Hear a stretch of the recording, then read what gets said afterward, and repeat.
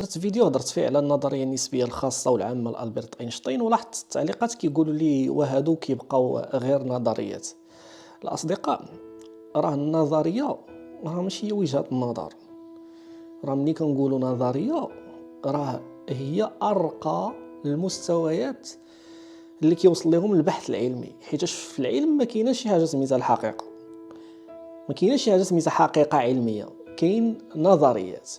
وما حدنا كنطلقوا على شي حاجه اسم نظريه فهذا كيعني انها نجحات في جميع الاختبارات اللي تداروا ليها، وبالتالي هي مثبته ومحكمه. ما تبقاوش الاصدقاء تخلطوا ما بين النظريه التعريف ديالها العلمي والتعريف ديالها اللغوي. لغويا نقدروا نقولوا هذه نظريه ديالك، ولا نقولوا نظريه البطاطس، ولا نظريه شي تخربيقه، ولكن في العلم راه ملي كنقولوا نظريه راه يعني شي حاجه اللي هي صحيحه.